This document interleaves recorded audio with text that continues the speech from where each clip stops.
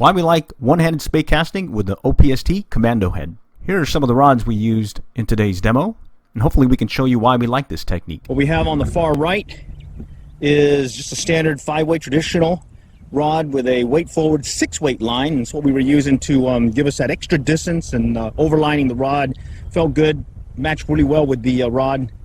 Then we wanted some more distance, so we went with an 8-weight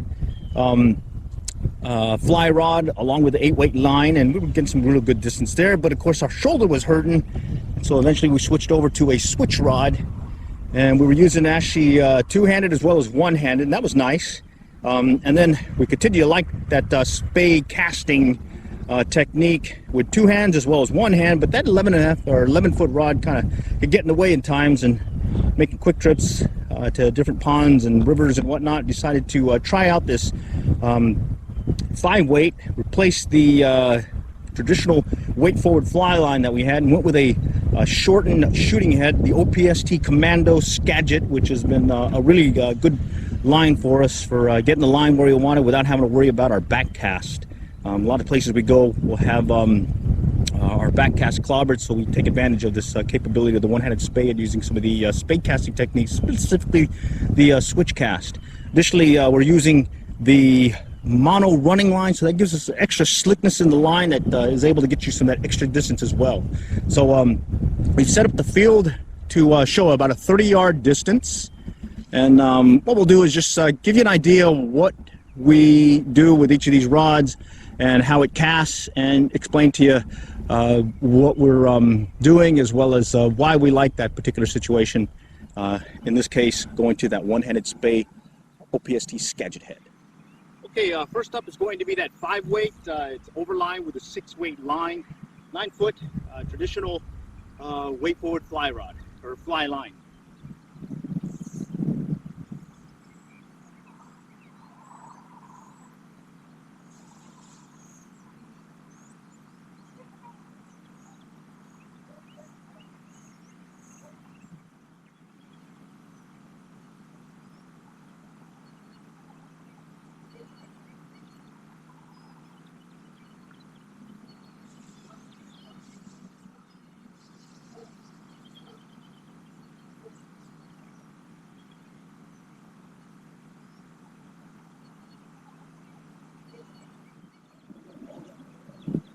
Switch over to the 8-weight and see if that helps us a little bit.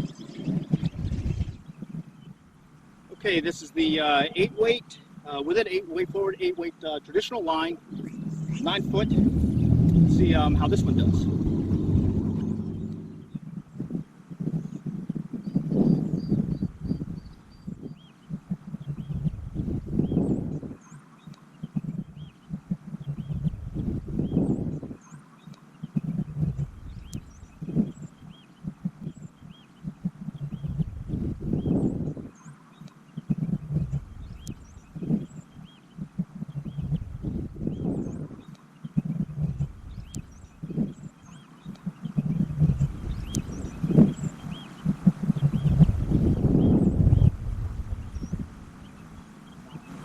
About 27.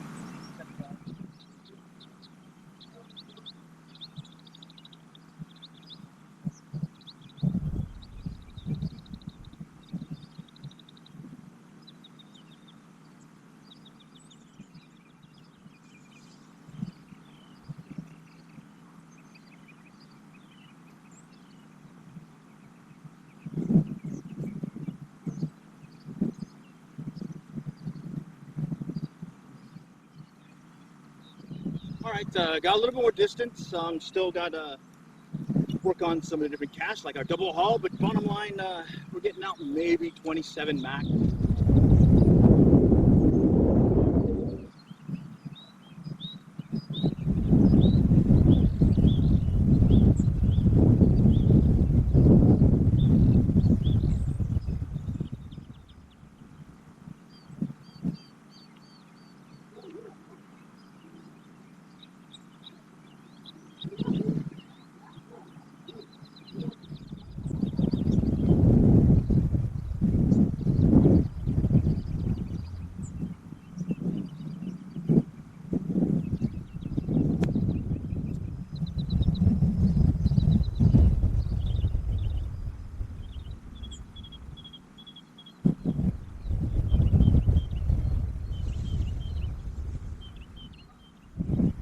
go ahead and try the 5-weight.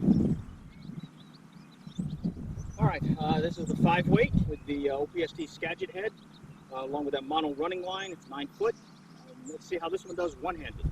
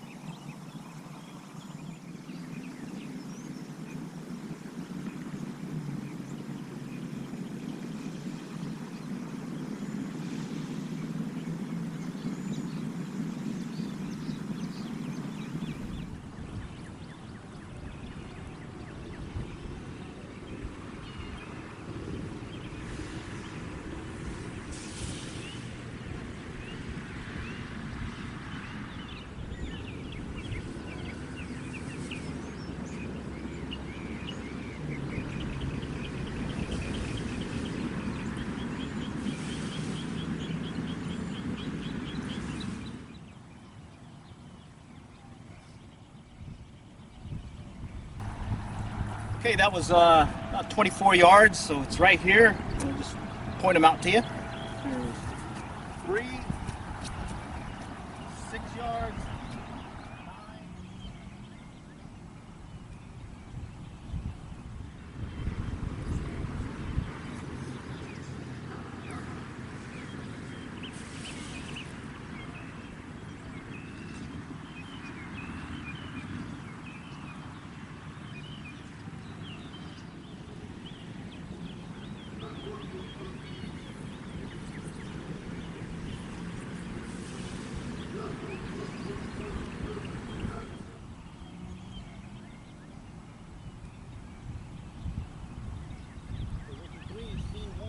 Lower Illinois River for trout this round. Saturday, March 25th. In the morning, we were able to give it a go at the Lower Illinois River. All right, first fish of the day is a trout caught by our fishing buddy. He was using a chartreuse power worm, and just pretty much just walking out where it's a little shallow and then casting out into a pool area. So this is a Lanson Liquid 4 reel that we've been using on the switch rod. We're using it one-handed. It's a Cabela's TLR, 11 foot. And right now we're using a Guadalupe Anna.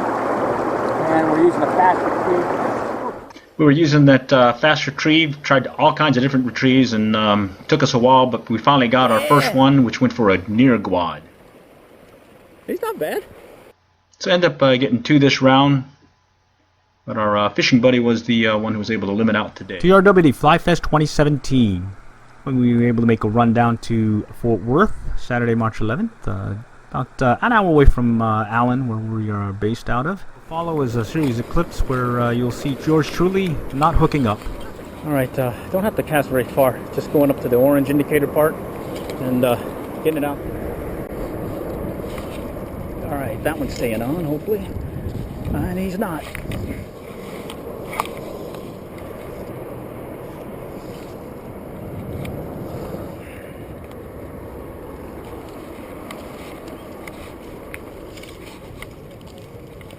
Pretty much a dead drift, just letting it do its own thing. Keep it in the current, look for any movement, set the hook.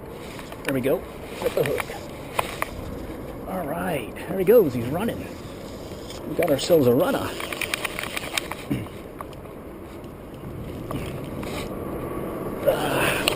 Okay, that one broke off on that Prince Nymph without the white biot, and then it tore up the San Juan worm ball.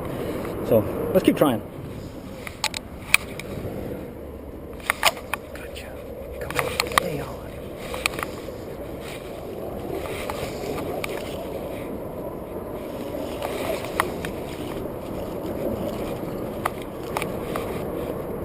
We went for the San Juan worm ball. Cool beans. One thing we like about this switch rod is don't have to do a lot of false casting. We just kind of toss it out there and flip it out there and it goes out. There we go. This one went for the near deer. It looks a little bit bigger.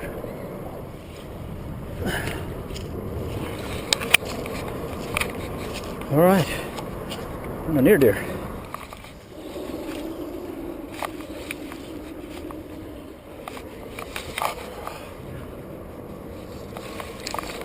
Oh yeah.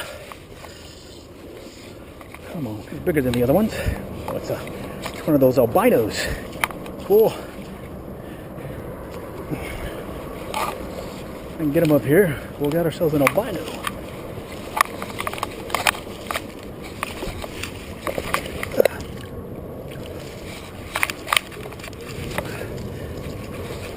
All right, albino. They said there were trout here, and it's true. We ended up losing a bunch. But we also got our limit of 5. So, cool beans.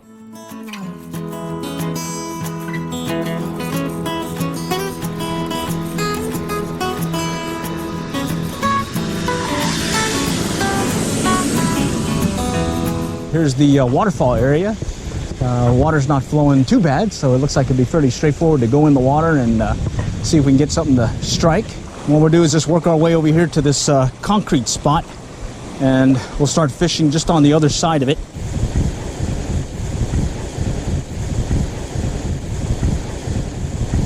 See him looking at it. There's one chasing it. Got him. This one's a little bit bigger. All right. A little bit bigger. Yeah. Jumper. All right. Let's get him a show off. All right. This is the biggest one of the day so far. Not bad. All right, hit that near deer.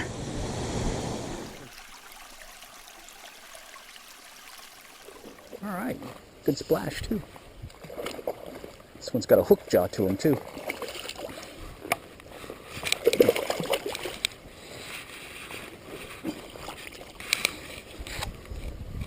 All right, cool. On a near deer. Liking the Rio Trout Max shooting head. Like to talk about a real quick demo of the Rio Trout Max shooting head and Rio Slick Shooter running line. Just, again, what we were talking about with the Trout Max shooting head. Here, we'll just go do a quick demo real quick of why we like this thing. Okay, so here's all this line. Go ahead and get this all moved about, stay in front of us, and then we'll bring it up to the shooting head. So that's that orange part right here. And well, the darker orange, the lighter orange is the running line. And what we do is we'll take up line, shoot it back, and then go all the way out. And all that line's gone. One cast, no false cast. So really nice having that. All right, so we'll slow the action down and get another view of the castability of this shooting head. This is a modified version of a Perry Poke Spey cast, where we're putting the line in front of us, loading the rod, and shooting out the line. And what's cool is you can get the trout or the line where it belongs, where the fish are, and eventually get yourself a trout on the line. Alrighty, we got this guy in, and we also ended up limiting out this round. I believe it was a couple of weeks ago. And here we'll slow it down again. One more view in slow motion of the Trout Max.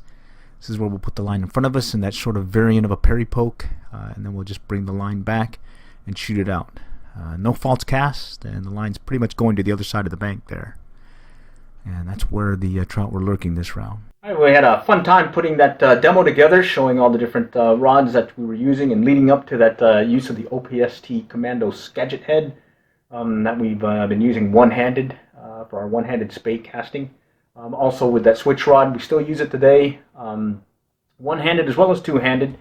Still have a hurt shoulder every once in a while, I'll act up, but bottom line, we're still able to go out fly fishing because we do have that option of a switch rod as well as using those one-handed spey casting techniques.